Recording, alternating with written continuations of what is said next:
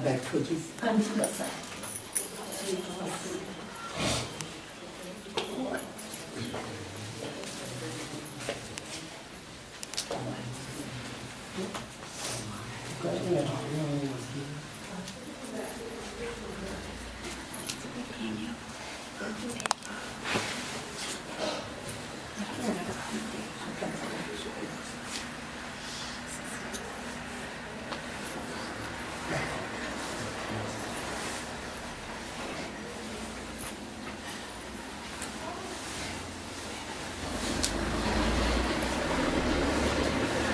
बलदेव जी,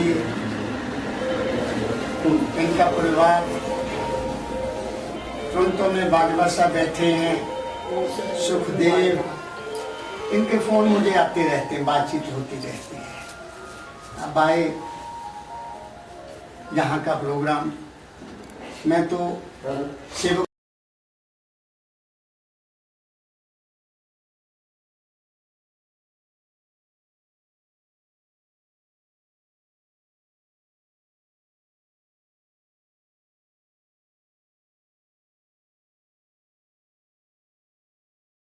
ताप भरमा, वो तीन तापों में भ्रमता रहता है, शरीर में, मन में और आत्मा में। वो वहां पहुंचे गए जो माल के कुल का देश है। इसलिए संतों ने कहा कि मन जीते जग जीत। मन को जीतना कैसे है? सतगुरु के हाथ इसकी डोर पकड़ा दो, सतगुरु को इसे समर्पित कर दो, सतगुरु को इसके आगे रखो। जिस दिन सतगुरु तुम्हारे यहाँ प्रकट हो गए, जिस दिन सतगुरु के दर्शन तुम्हें अपने घट में होने लग गए, समझो सतगुरु तुम्हारे सिर पर आ गया, सतगुरु ने तुम पर दया बख्शिश कर दी। फिर क्या होगा? जो जो मांगे सतगुरु अपने से सोई सोई देवे। कब?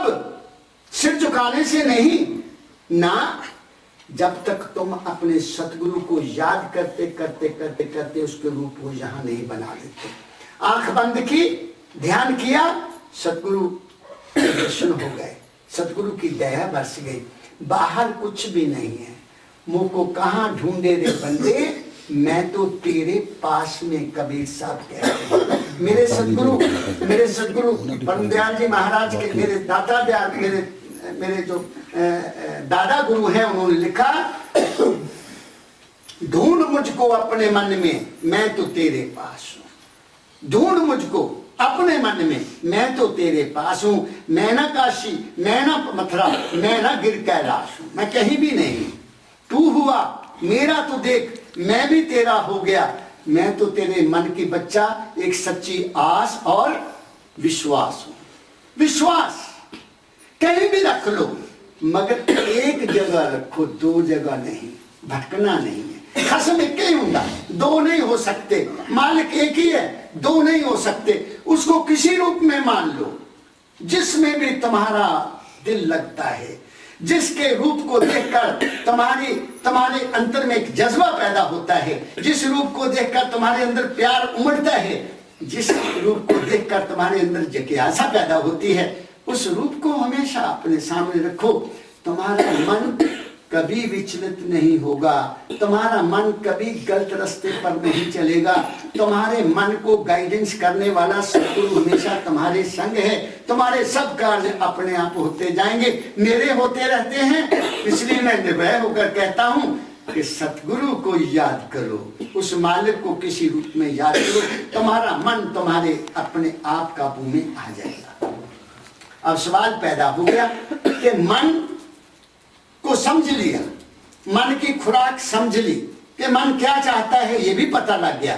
मन को कैसे किधर लगाना है, ये भी पता लग गया। अब ये मन को काबू करने के बाद फिर हम कहां जाएंगे? फिर हमारी तीसरी स्टेज है, जिसको आत्मा कहते हैं। आत्मा क्या है? आत्मा प्रकाश है और कुछ भी नहीं। शास्त्रों में इसको परब्रह्म कहा है। गुरु ग्रंथ साहब में भी परब्रह्म का शब्द का नाम आया है। ब्रह्म जो हमारे अंतर में है, एक वाणी में आता है, ब्रह्म रहे काया के ओले, काया शरीर, ब्रह्म रहे काया के ओले, बिन काया ब्रह्म क्या बोले। बगैर काया के, बगैर शरीर के ब्रह्म बोलता नहीं है। वो जब भी बोलेगा किसी न किसी चोले में आकर बोलेगा, किसी न किसी चोले में आकर साध संगत को संबोधित करेगा, किसी न किसी चोले में आकर दुखियों को दुख से बचाने का तरीका बताएगा।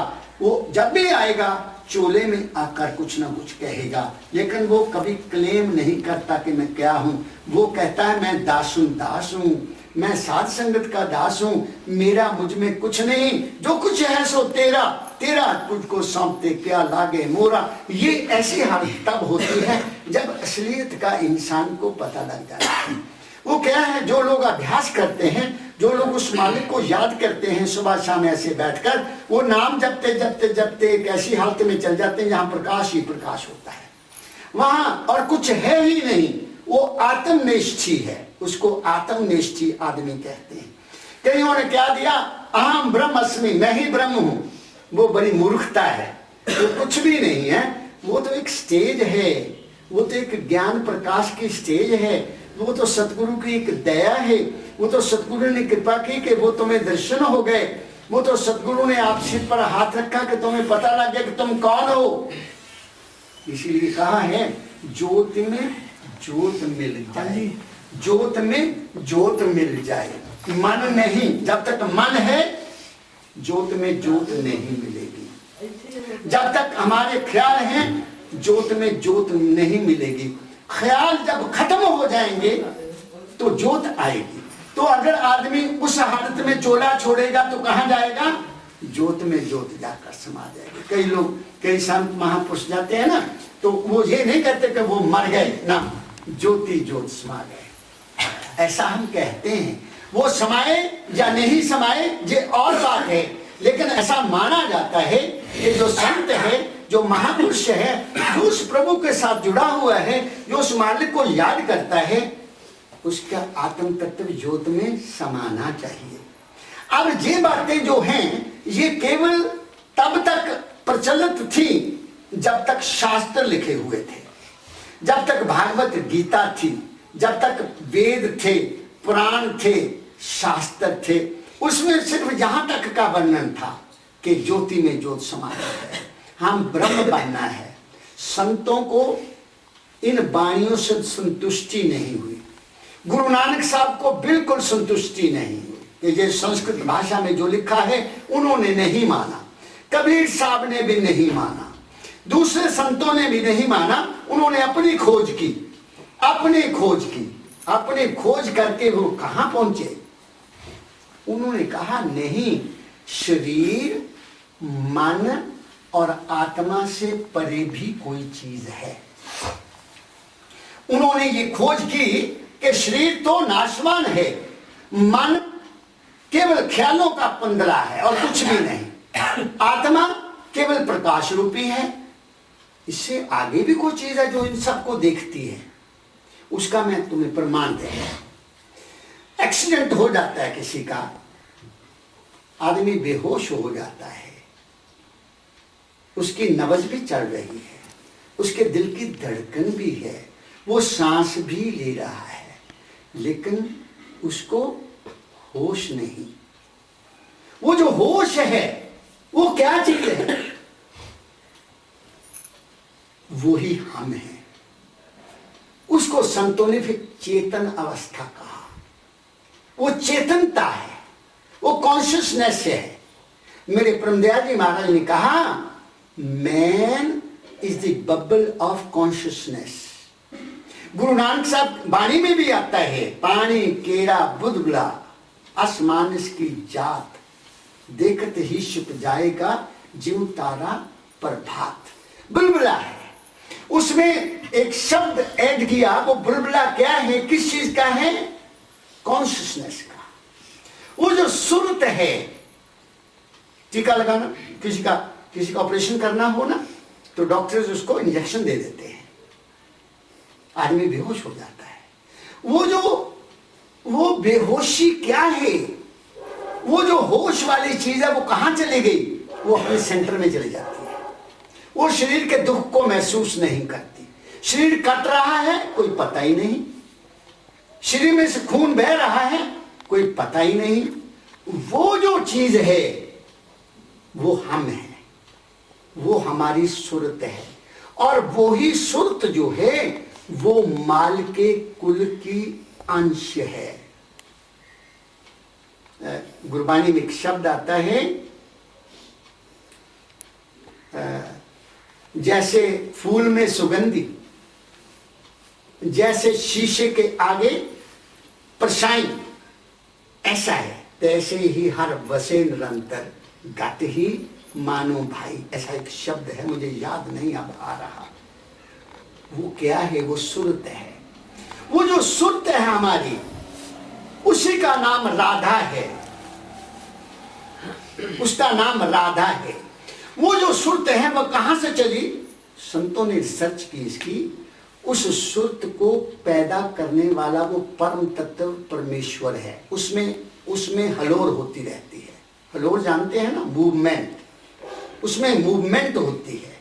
उस मूवमेंट से, जैसे बच्चे दिवाली के दिनों में एक चक्री चलाते हैं ना, वो घूमती है, उसमें से अग्नि निकलती है, चारों तरफ को अग्नि निकलती है। ऐसे ही उस परम तत्व में हिलोर होती रहती है, वहां से सुरत पैदा होती रहती है। और सुरत कहां से आती है?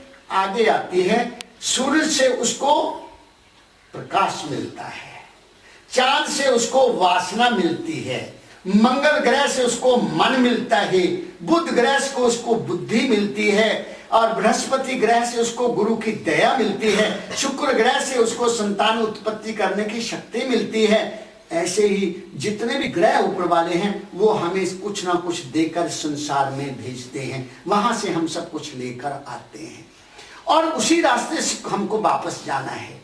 इसलिए संतों ने कहा कि हमारी जो सुरत है, जिसको राधा कहना पड़ेगा, वो धारा के रूप में नीचे आई। धारा ऊपर से नीचे आती है, ऊपर से पानी नीचे को आता है, और अब उसको उल्ट करना है। अब उसको उल्ट करना है, तो जो जब हम उसको उल्टा करेंगे, यहां से ऊपर को जाएंगे, तो वो राधा बन जाएगी। उल्टा करना है उसको, धारा को उल्टा करना है। इसलिए मेरे दादा गुरु लिखते हैं, उल्ट चलो आसमान नीचे क्यों रहना, उल्ट चलो आसमान। ये आसमान है, ऊपर भी ब्रह्मांड ऐसा ही है। जो ब्रह्मंडे सोई पिंडे, जो कुछ भी इस ब्रह्मांड में है वो तुम्हारे सब में वो ही कुछ है। सूरज, चांद, सितारे, सब कुछ तुम्हारे इस मस्तक में है, मगर उनको देखने के लिए किसी माहर में राज सतगुरु की दया लेकर, सतगुरु की कृपा लेकर, सतगुरु से नाम लेकर, सतगुरु का आशीर्वाद लेकर यहां से ऊपर चलना होगा। तो वो जो सुरत है वो हम हैं। उस सुरत की ना कोई जात है, उस सुरत की ना कोई पात है, उस सुरत का ना कोई रंग है, उस सुरत का ना कोई रूप है, उस सुरत का ना कोई देश है, ना वो किसी की रिश्तेदार है। वो तो एक अटल सत्य है, वो ही सत्य है। इसलिए गुरु गोविंद सिंह साहब महाराज जी ने वाणी में लिखा है, जे तो है प्रेम कर्ण का चाओ, सिर धर तली गली मोरी आओ। इस वाणी का लोगों ने बड़ा इसको समझा नहीं कि गुरु साहब कहना क्या चाहते हैं। गुरु साहब ने जी ऐसा क्यों कहा? क्या सिर काट कर उनके श्री चरणों में जाना? अरे नहीं, इस मस्तक में जितने भी ख्याल उठते हैं, इस मस्तक में जितने भी फुरना उठते हैं, इस मस्तक में जो जो मन खेल खेलता है, उसको उठाकर सतगुरु के आगे अर्पण कर दो। जिस दिन तुमने इसको खाली कर दिया, जिस दिन मन खाली हो गया, जिस दिन मन के सब ख्यालात बंद हो गए, तो बाकी क्या रह जाएगा? बाकी तो फिर माल के कुल है। कहते हैं, एक छोटी सी कहानी सुनाता हूँ। राजा जनक हुए। राजा जनक बहुत विदय गति वाले इंसान बने। उनको ऐसा माना जाता है वो विदय गति में रह करते थे, बहुत बड़े योगी थे। लेकिन योगी बने कब? जब सतगुरु की दया हुई। हुआ यूं कि वो एक दिन सो रहे हैं, नौकर चाकर वजीर सेवादार हैं, सभी पंखे जला रहे हैं उसको, वो सो रहा है। सोते सोते क्या देखता है, उसको स्वप्न आता है राजा जनक को। स्वप्न में क्या देखता है कि वो भूखा है, कपड़े फटे हुए हैं, और वो मांग रहा है, भूख लगी है, रोटी मांग रहा है स्वप्न में। शास्त्र ऐसा कहते हैं। वो कभी इस घर में जाता है, माता रोटी दो मुझे भूख लगी है, दरकार देते हैं, दौड़ जा अभी नहीं बनी। दूसरे घर में जाता है, वहां से भी छुट्टी, अभी नहीं बनी रोटी। तीसरे घर में जाता है, वहां से भी। किसी माता ने रहम किया कि बच्चा रुक जा, मैं रोटी तुम्हें देती हूँ। स्वप्न में वो रोटी लाई और उसको दे दी, ले बेटा तू खा ले। एक फुल्का दे दिया, कुछ ऊपर सब्जी डाल दी, ले बेटा तू खा ले। वो चला वहां से, खुश हो गया कि एक फुल्का मिल गया, हाथ में रखा है और थोड़ा आगे जाकर बैठकर खाने की सोच रहा है। ऊपर से एक जानवर आया, वो रोटी खींच के ले गया और झटका लगा हाथ को। जैसे जानवर आया, हाथ कांप गया, शरीर कांप गया और राजा जनक की आंख खुल गई। राजा जनक देखता है, ऐसा स्वप्न, मैं तो बिल्कुल निर्धन, कपड़े फटे हुए, भूखा हूं, मांगता हूं, वो सच है या ये सच जो अब है? मेरे चारों तरफ तो सेवादार हैं, मैं तो पलंगों पर सोया हुआ हूं, ये क्या है? वो सवाल करना शुरू कर दिया, बताओ वो सच या ये सच? वजीर आए, वजीरों ने पूछा, महाराज क्या हुआ? कहते मैंने ऐसा स्वप्न देखा, बताओ वो स्वप्न सच्चा है कि जो अब तुम मेरे चारों तरफ बैठे हो ये सच्चे हो? वजीर चापलूस होते हैं, वो तो स्वप्न था, वो तो कुछ भी नहीं था, वो तो मन का खेल था, भूल जाओ। राजा जनक कहता, नहीं, मैं भूलने वाला नहीं हूं, मेरे को इसका सवाल का जवाब चाहिए। ऋषियों को बुलाया गया, बड़े बड़े संतों को बुलाया गया, दरबार लग गया, चारों तरफ ऋषि बैठे हैं, बड़ी बड़ी दाढ़ियां हैं, लंबे लंबे बाल हैं। वो तीन ताप भरमा, वो तीन तापों में भ्रमता रहता है, शरीर में, मन में और आत्मा में। वो वहां पहुंचे गए जो माल के कुल का देश है। इसलिए संतों ने कहा कि मन जीते जग जीत। मन को जीतना कैसे है? सतगुरु के हाथ इसकी डोर पकड़ा दो, सतगुरु को इसे समर्पित कर दो, सतगुरु को इसके आगे रखो। जिस दिन सतगुरु तुम्हारे यहाँ प्रकट हो गए, जिस दिन सतगुरु के दर्शन तुम्हें अपने घट में होने लग गए, समझो सतगुरु तुम्हारे सिर पर आ गया, सतगुरु ने तुम पर दया बख्शिश कर दी। फिर क्या होगा? जो जो मांगे सतगुरु अपने से सोई सोई देवे। कब? सिर झुकाने से नहीं ना, जब तक तुम अपने सतगुरु को याद करते करते करते करते उसके रूप को यहां नहीं बना लेते। आंख बंद की, ध्यान किया, सतगुरु दर्शन हो गए, सतगुरु की दया बरस गई, बाहर कुछ भी नहीं है। मुंह को कहां ढूंढे रे बंदे, मैं तो तेरे पास में, कबीर साहब कहते हैं। मेरे सतगुरु परम दयाल जी महाराज के, मेरे दादा दयाल, मेरे जो दादा गुरु हैं, उन्होंने लिखा, ढूंढ मुझको अपने मन में, मैं तो तेरे पास हूं। ढूंढ मुझको अपने मन में, मैं तो तेरे पास हूं। मैं ना काशी, मैं ना मथुरा, मैं ना गिर कैलाश हूं, मैं कहीं भी नहीं। तू हुआ मेरा तो देख, मैं भी तेरा हो गया। मैं तो तेरे मन की बच्चा, एक सच्ची आस। और दुनिया में कोई चीज ऐसी है नहीं जिसका नाम हो और रूप ना हो। ऐसी कोई चीज नहीं है। जिसका नाम है उसका रूप भी है। मैंने कहा उस मालिक का तो रूप कोई नहीं है, लेकिन जब हमने उसको किसी नाम से याद करना है तो उसका रूप भी बनाना पड़ेगा। ये संत मत का असूल है। उसके किसी रूप में मान लो, किसी भी रूप में मान लो। तुम्हें श्री गुरु नानक साहब, हमारे सुखदेव का लड़का है प्रेम का मुझे फोन आया, कोई उसका मन कहीं चंचल हो गया। मैंने उसको एक सवाल पूछा, मैंने कहा बेटा तुम ये बताओ कि सुबह नहाने के बाद आप किस सतगुरु के आगे खड़े होते हो? कहता जी मैं श्री गुरु गोविंद सिंह साहब जी महाराज के आगे खड़ा होता हूं। मैंने कहा मुझे बहुत खुशी है।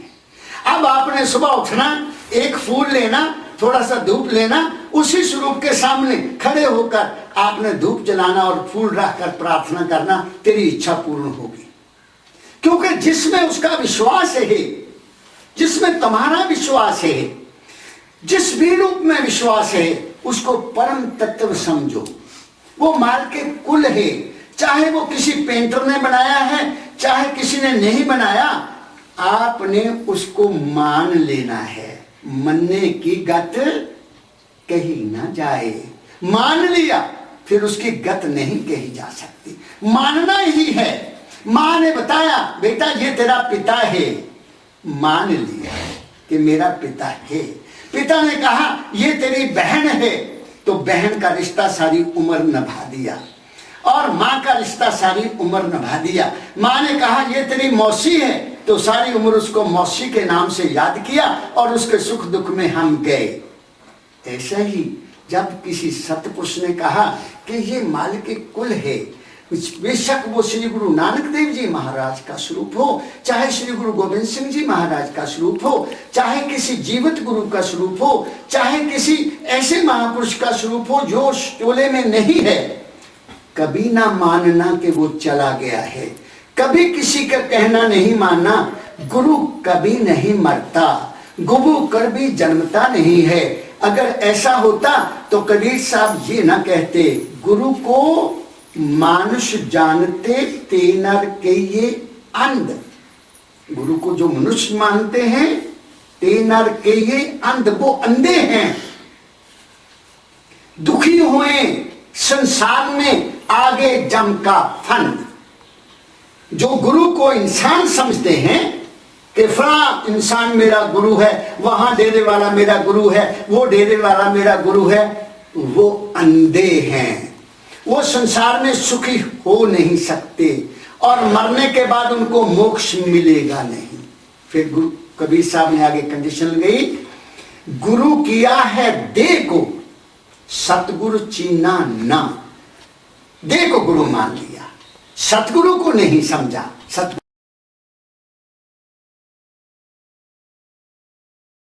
से ही प्रभु पायो। किससे प्रेम करोगे? पेड़ पौधों से करोगे, वो भी करना चाहिए, मैं कहता हूं। जीव जंतुओं से करोगे, वो भी मैं कहता हूं करना चाहिए। लेकिन जिसको कुदरत ने तुम्हारे साथ लगाया है, कुदरत ने किसको लगाया? एक दायरा दिया तुम्हें, परिवार का, छोटे परिवार का दायरा। अगर उस दायरे में तुम्हारा प्रेम नहीं है तो फिर तुम किसी और से भी प्रेम नहीं कर सकते। ये तो कंडीशन है, ये तो उस मालिक की एक कंडीशन लगाई है कि भाई जब तक तुम्हें